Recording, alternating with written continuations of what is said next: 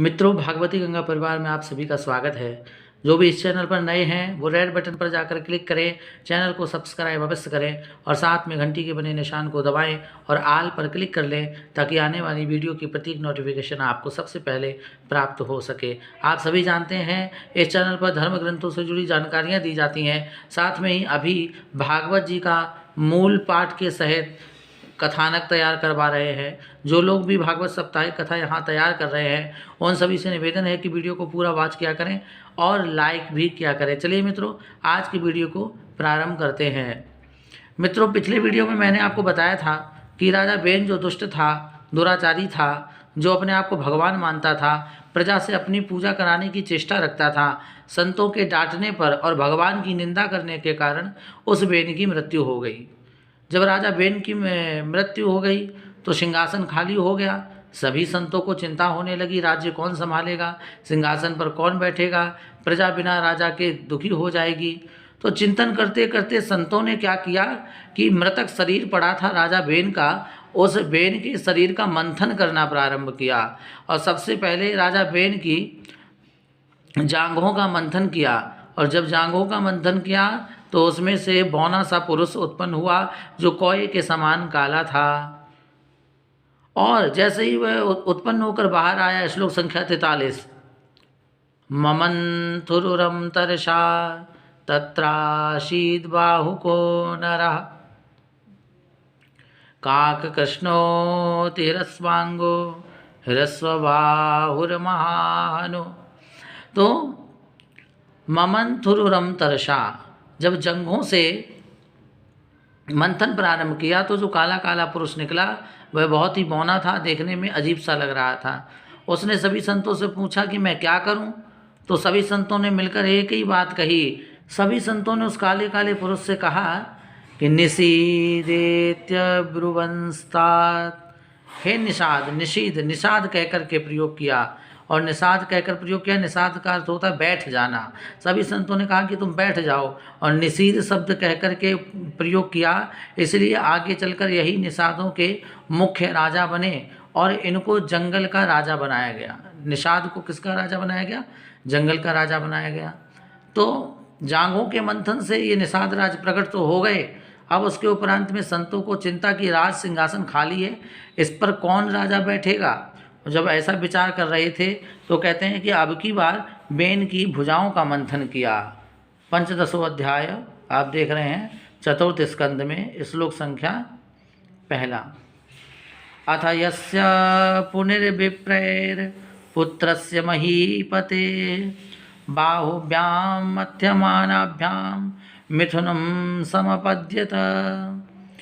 अगली बार में जब वेन की भुजाओं का मंथन हुआ तो भुजाओं के मंथन के द्वारा एक स्त्री और एक पुरुष का जोड़ा जन्म लेकर के आया। कौन आया?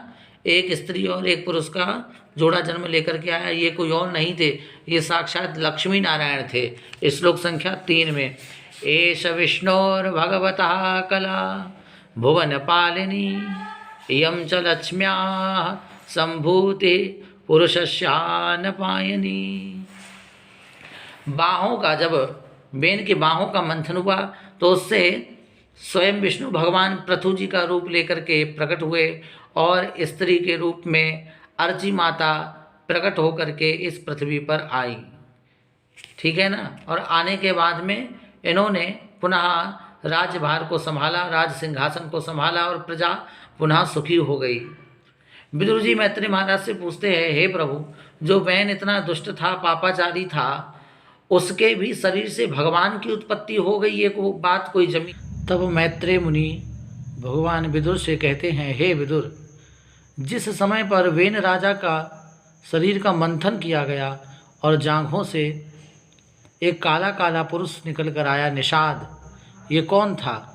ये राजा बेन के संपूर्ण जीवन में किए गए कलमश थे, जो बुरे कर्म थे वो सब निकल कर के आ गए।